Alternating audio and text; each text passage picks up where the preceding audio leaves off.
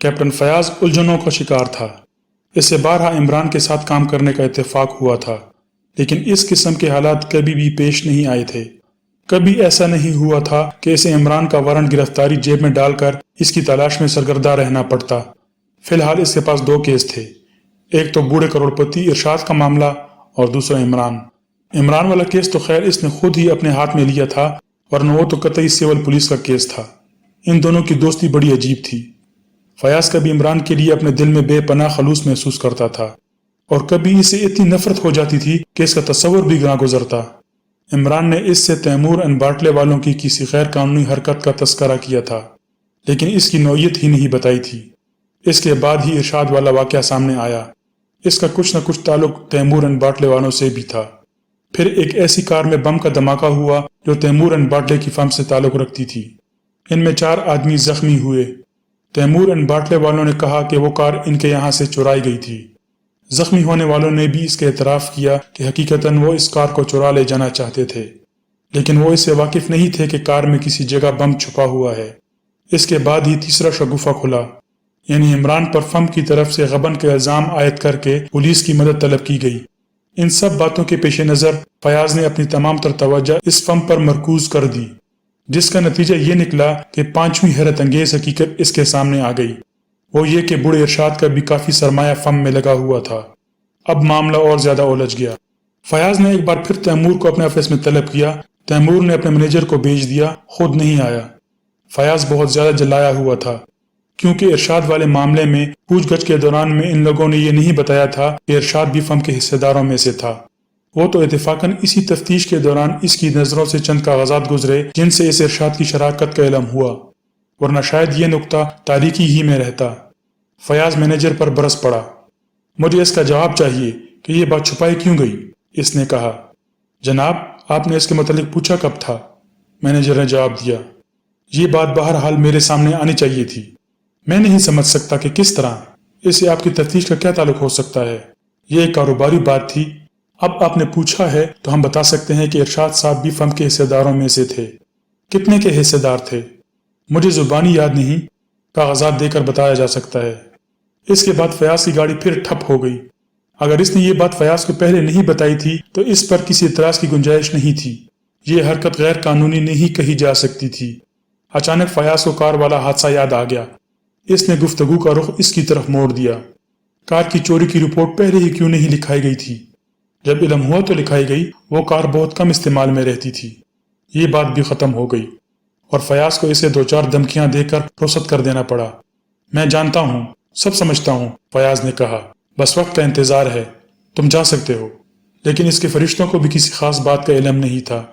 ویسے سب سے بڑی خاص بات یہی تھی کہ عمران اپنا وقت یوں ہی نہیں برباد کر رہا تھا۔ مگر فیاض کی اس دھمکی نے تیمور اور اس کے مینیجر کو بہت کچھ سوچنے پر مجبور کر دیا۔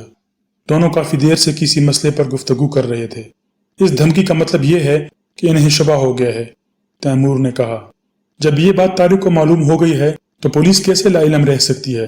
مینیجر بولا۔ خیر طارق کی بات چھوڑو، اس نے بہت قریب سے دیکھا ہے۔ میرا خیال ہے کہ اسے بھی صرف شبہ ہی ہوا ہے، حقیقت نہیں معلوم۔ اس کی تو فکر نہ کیجیے، مینیجر نے کہا۔ جس دن بھی داؤ چل گیا صاف ہو جائے گا۔ اور اس اکاؤنٹنٹ کے بارے میں بھی کچھ معلوم ہوا؟ تیمور نے پوچھا۔ اکاؤنٹنٹ؟ مینیجر کچھ سوچنے لگا، پھر تھوڑی دیر بعد بولا۔ میرا خیال ہے کہ وہ بھی طارق ہی کے آدمیوں میں سے کوئی تھا۔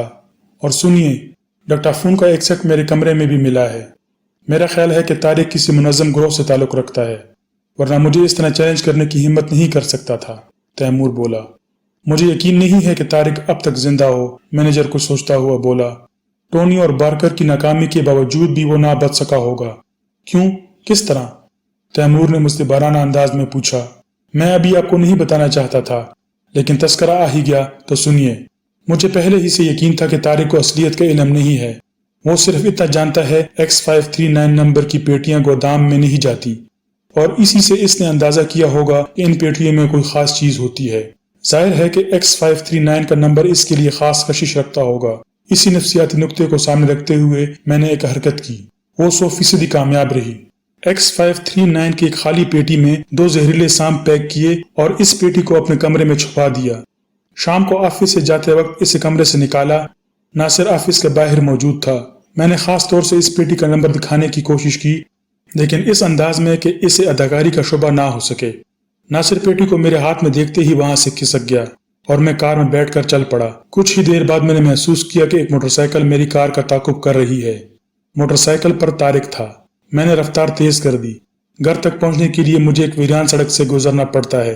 وہیں طارق کی موٹر سائیکل کار کے برابر چلنے لگی۔ اس نے مجھ سے کار روکنے کو کہا۔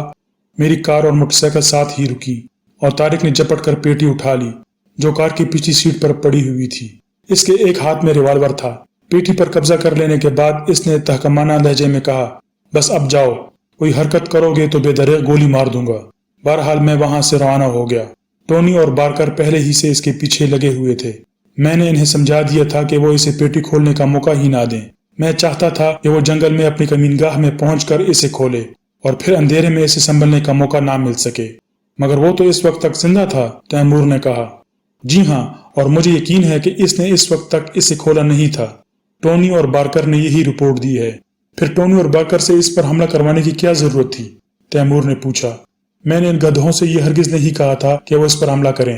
مقصد صرف یہ تھا کہ وہ اس پیٹی کو بے اطمینانی اور جلدی کی حالت میں کھولے اور ان سانپوں کا شکار ہو جائے۔ دراصل ان دونوں نے محض اپنے بچاؤ کے لیے اس پر حملہ کیا تھا۔ انہیں شبہ ہو گیا تھا کہ طارق وہاں ان کی موجودگی سے آگاہ ہے، لہٰذا قبل اس کے کہ وہ اس پر ہاتھ ڈالتا انہوں نے خود ہی اس پر حملہ کر دیا اور اس کے بعد بھاگ کھڑے ہوئے۔ تیمور نے طنزیہ لہجے میں کہا۔ یقیناً اگر اس قسم کا کوئی حملہ میری اسکیم کے مطابق ہوتا تو ضرور کامیاب ہوتا۔ تھوڑی دیر تک خاموشی رہی، پھر تیمور نے پوچھا، شکاریوں میں سے کون کون اس کے ساتھ ہے؟ بظاہر تو کوئی بھی نہیں ہے، حتیٰ کہ ناصر بھی یہی کہتا ہے کہ وہ فرم کا ملازم ہے اور فرم کے مفاد کے مقابلے میں اپنی اور طارق کی دوستی کی بھی پرواہ نہیں کرے گا۔ شکاریوں سے طارق کے متعلق پوچھ گچھ کی تھی؟ جی ہاں، وہ لاعلمی ظاہر کرتے ہیں۔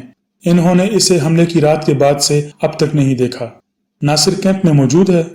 جی ہاں، لیکن تیمور کچھ سوچتا ہوا بولا، ٹونی اور بارکر کے بیان کے مطابق حملے والی رات کو ناصر بھی طارق کے ساتھ تھا۔ جی ہاں، اور مجھے ان دونوں کے بیان پر یقین ہے۔ فی الحال میں نے ناصر کو ڈھیل دے رکھی ہے، اس بار کا مال اتروا لوں پھر اس سے بھی سمجھ لوں گا۔ گویا تمہیں یقین ہے کہ طارق مر گیا ہوگا؟ تیمور نے مسکرا کر پوچھا۔ جی ہاں، مجھے یقین ہے۔ کیا وہ سانپ اتنے زہریلے تھے کہ طارق پانی بن کر بہہ گیا ہوگا؟ آخر اس کی لاش کیا ہو گئی؟ تمہارے بیان کے مطابق اگر ناصر طارق کا ساتھی ہے تو اس نے طارق کی موت کی اطلاع شکاریوں کو کیوں نہیں دی؟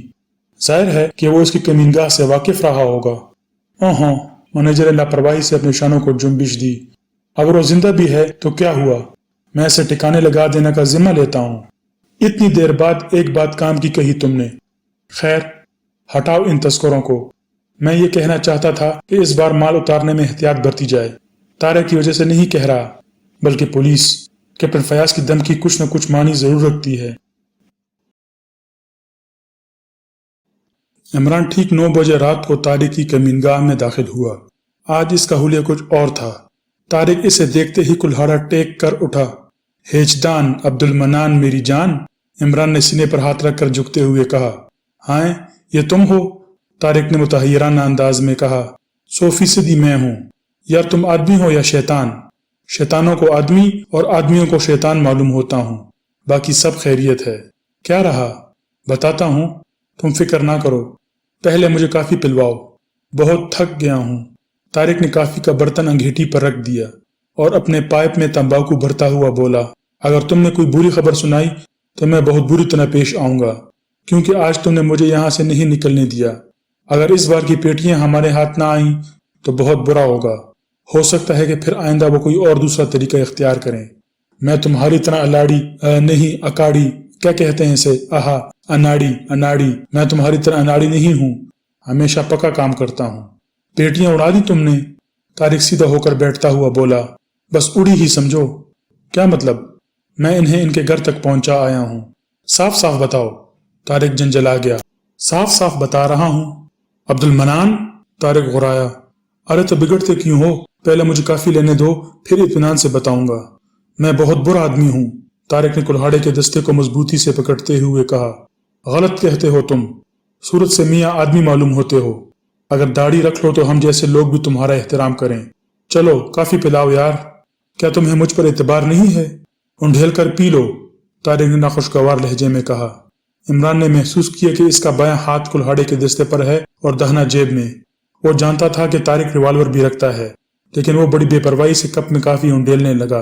काफी की 2-3 चुस्कियां लेने के बाद इसने कहा, कुल 15 पेटियां हैं, मैंने अच्छी तरह शुमार किया था, मगर यार मुझे वजन कुछ ज्यादा नहीं मालूम हुआ। क्या तुमने उठाकर देखा था? तारिक ने पूछा। नहीं, उठाने वालों की शक्लें देखी थी। बोझ उठाने वाले की शक्ल ही देखकर वजन का अंदाजा हो जाता है।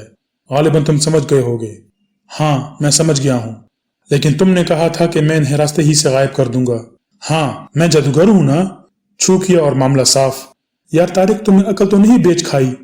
मालूम होता है कि तुमने छू मंतर वाले जासूसी नावल बहुत पढ़े हैं, तो फिर क्या जक मारते रहे हो?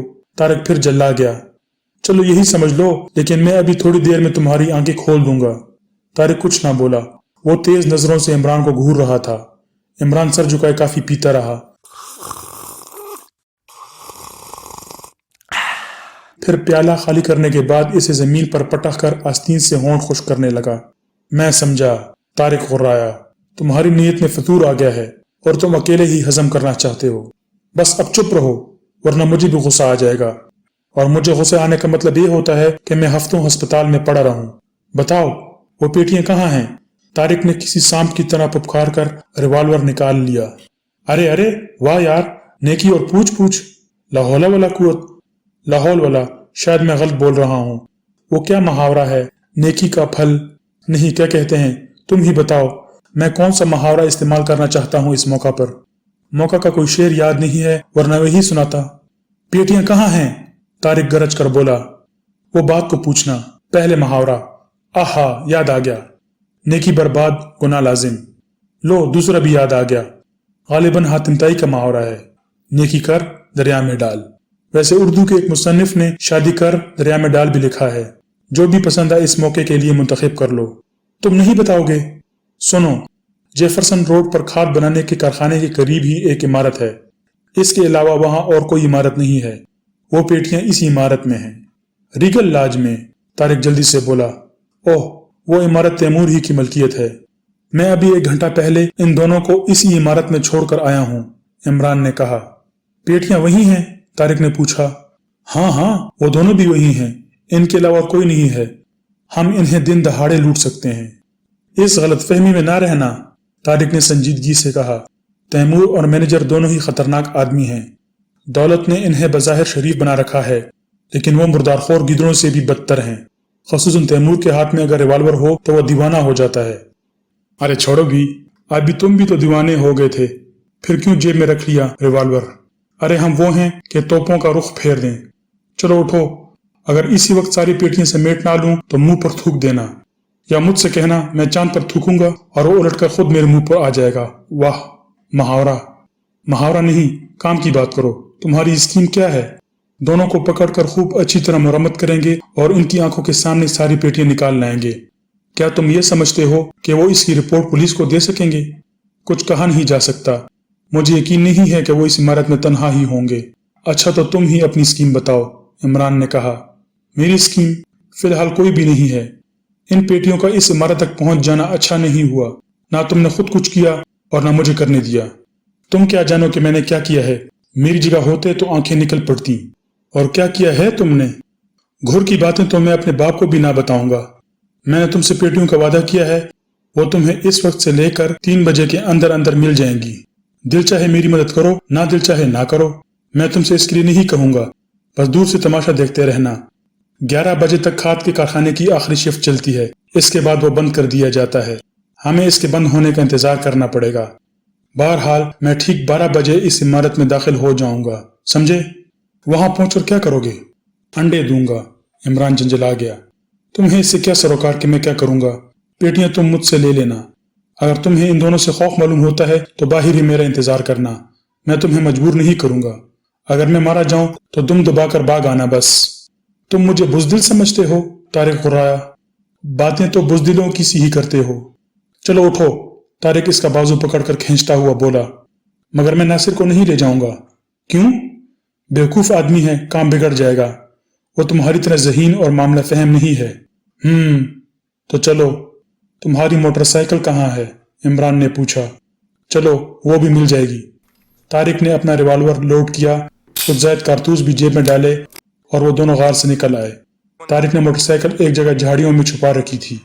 थोड़ी देर बाद मोटरसाइकिल की तेज आवाज जंगल के सन्नाटे में गूंज रही थी। मंजिल मकसूद तक पहुंचने में सिर्फ 1 घंटा सर्फ हुआ और मोटरसाइकिल सड़क के किनारे एक नाले में उतार दी गई। यहाँ चारों तरफ सन्नाटा था। खाद की फैक्ट्री बंद हो चुकी थी। इन अतराफ में इस फैक्ट्री और रीगल लॉज के अलावा और कोई इमारत नहीं थी।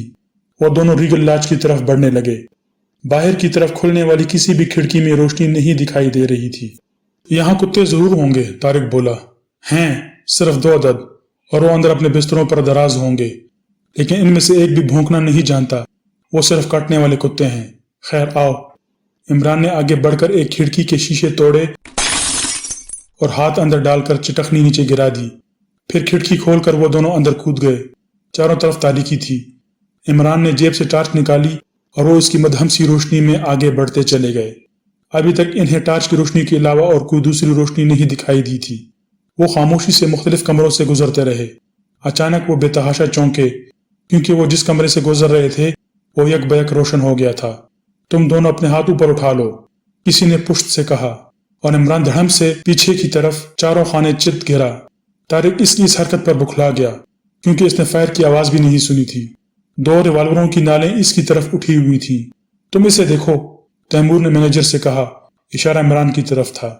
मैनेजर रिवॉल्वर का रुख इसके सीने तरफ किए हुए आगे बढ़ा। तैमूर तारिक की तरफ मुतवज्जा था। इमरान ने अपने होठों पर उंगली रखकर मैनेजर को खामोश रहने का इशारा किया।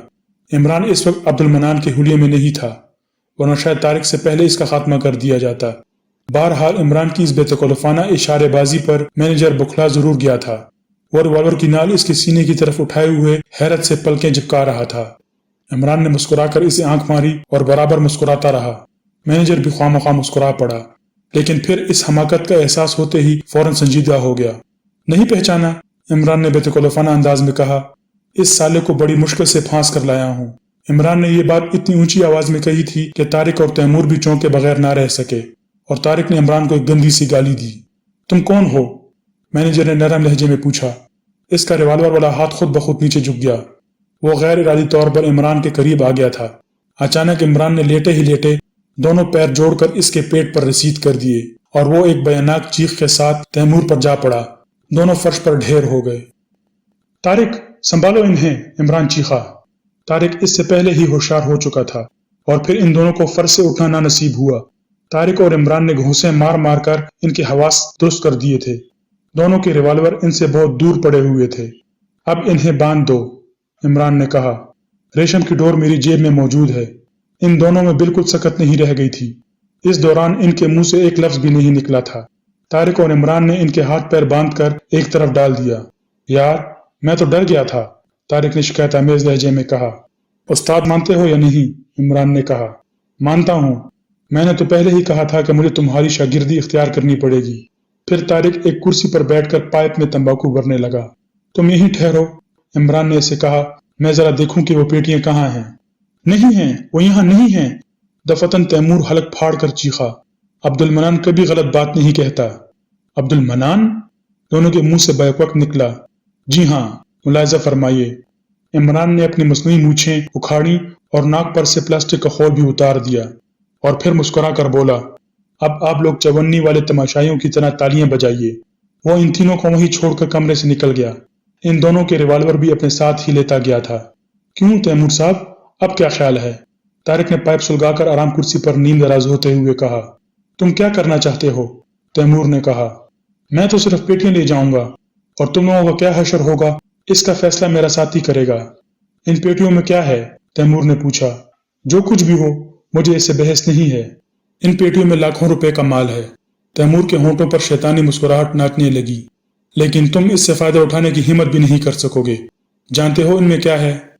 जवाहरात, तारिक ने लापरवाही से जवाब दिया। इस पर तैमूर और इसका मैनेजर बेसख्ता हंस पड़े। भोले लड़के, तैमूर ने संजीदगी से कहा, तुम जल्दबाज हो। मैं जानता हूं कि ताकतवर और दलेर हो। ये भी जानता हूं कि शहर में डाले जाने वाले बड़े डाकों में तुम्हारा हाथ जरूर होता है, लेकिन तुम इन पेटियों से कोई फायदा नहीं उठा सकते, क्योंकि इनमें कोकेन है, और कोकेन फरोख्त कर लेना आसान काम नहीं है। इसके लिए तंजीम जरूरी है। कोकेन?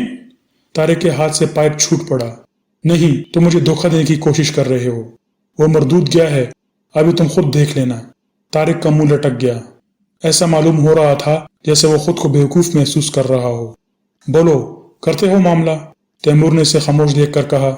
इस पूरे माल के नफा पर चौथा हिस्सा तुम्हारा, और ये चौथा हिस्सा 50,000 रुपये से किसी तरह कम ना होगा। तारिक कुछ ना बोला। चलो खोल दो हमें। तुम इस राज से वाकिफ हो गए हो, लिहाजा तुम्हें हिस्सादार तो बनाना ही पड़ेगा, लेकिन अगर तुम अपने वादे से फिर गए तो तुम्हारे हाथ हर वक्त हमारी गर्दनों तक पहुंच सकेंगे, क्योंकि तुम हमारे राज से वाकिफ हो गए हो। हाँ अच्छा, ठीक है।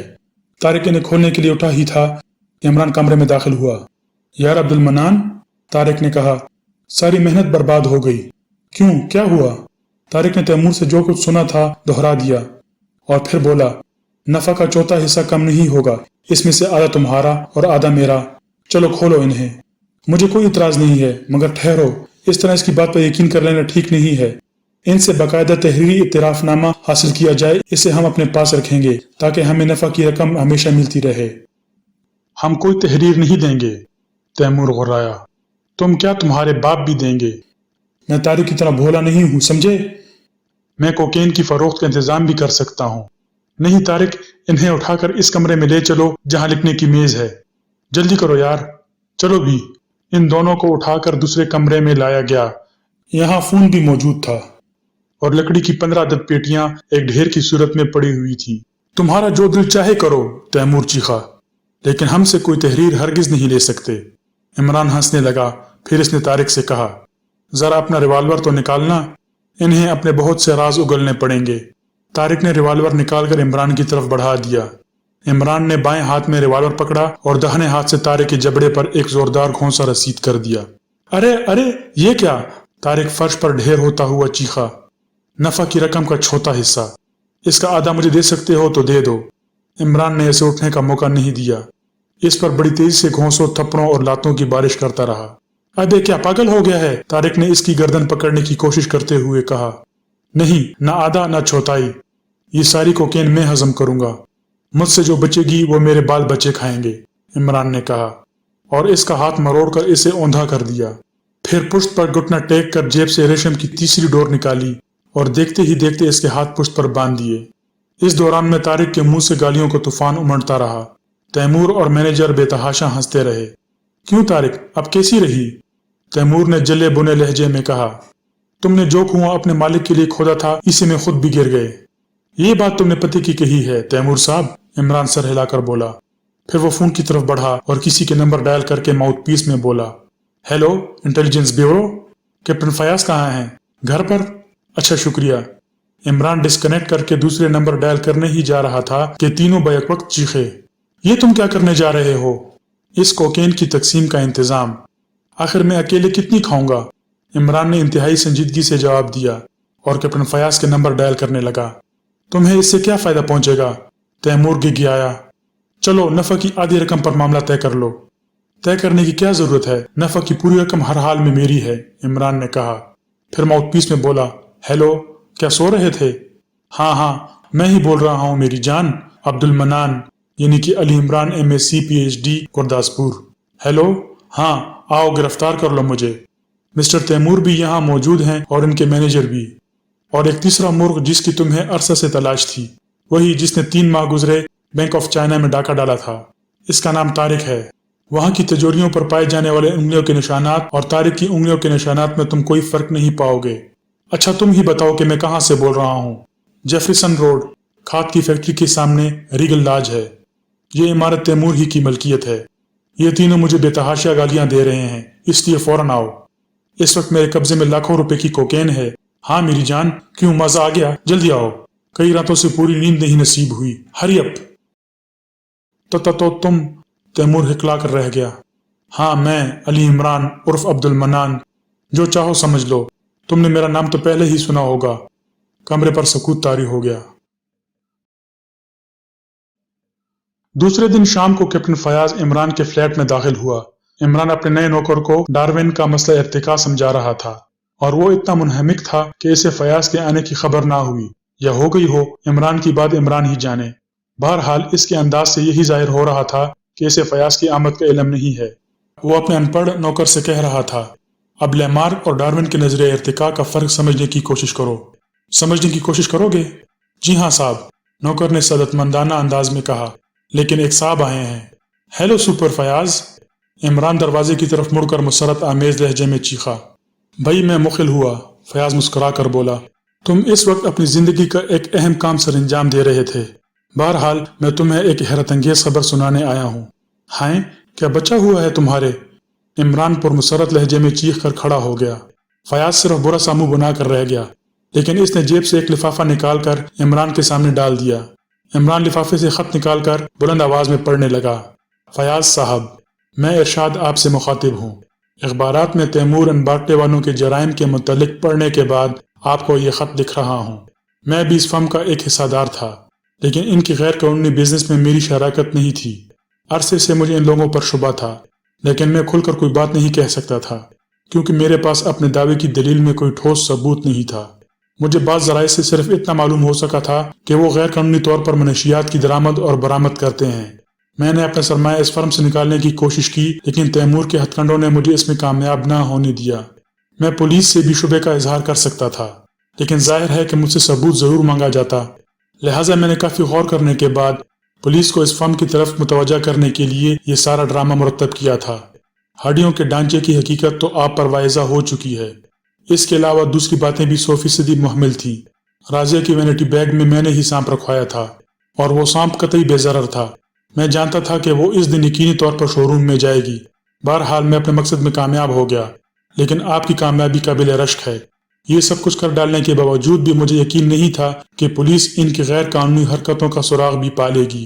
बहरहाल मेरी तरफ से मुबारकबाद कबूल फरमाइए। मैं 2-3 दिन बाद इरशाद मंजिल में वापस आ जाऊंगा। खत खत्म करके इमरान ने बुरा सा मुंह बनाया, फिर बोला, ये खुसट यही समझता है कि इसकी इस हरकत की बिना पर कामयाबी हुई है, हालांकि मैंने बहुत पहले ही तुमसे कहा था।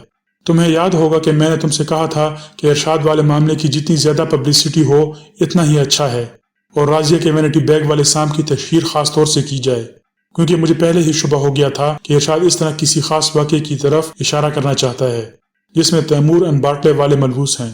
तैमूर एंड बाटले वालों की किसी गैर कानूनी हरकत की तरफ मैंने इरशाद की इस हरकत से पहले ही इशारा किया था, और खुदा करे तुम्हारी अकल पर इतने पत्थर पड़े कि तुम दूसरी शादी करके अपने मौजूदा ओहदे से मुस्तफी हो जाओ। तुम मेरी गिरफ्तारी का वारंट लाए थे, खुदा तुम्हें गारत करे। फयाज खामोश ही रहा, फिर थोड़ी देर बाद बोला, आखिर इरशाद तन्हा क्यों रहता है? हाँ क्यों? ये कोई खास बात नहीं। ऐसे आदमियों से ज्यादा बिल्लियां, खरगोश, कुत्ते और परिंदे पसंद हैं। आदमियों में सिर्फ नौकर पसंद होंगे जो इसके हर बात बेचू और चारा तस्लीम कर लेते हों, मगर मुझे इसके लिए कुछ न कुछ तो करना ही पड़ेगा, फयाज ने कहा। कुछ इसलिए भी करो सुपर फयाज, इमरान संजीदगी से बोला। कोकेन की स्मगलिंग के सिलसिले में अभी तुम्हें कस्टम में भी एक पार्टी का पता लगाना है जिसकी मदद के बगैर तैमूर कामयाब नहीं हो सकता था। यकीनन इस पार्टी के लोग X539 की पेटियों को इंस्पेक्शन से बचाए रखते होंगे। वो सब हो चुका है, तैमूर को सब कुछ उगलना पड़ा है। 3 आदमी कस्टम से भी गिरफ्तार किए जा चुके हैं, फयाज ने कहा। अच्छा तो बस अब खिसक जाओ, मैं तलस्सुम और शरबत पढ़ने जा रहा हूँ, इमरान ने कहा और बुरा सा मुंह बनाकर सर खुजाने लगा।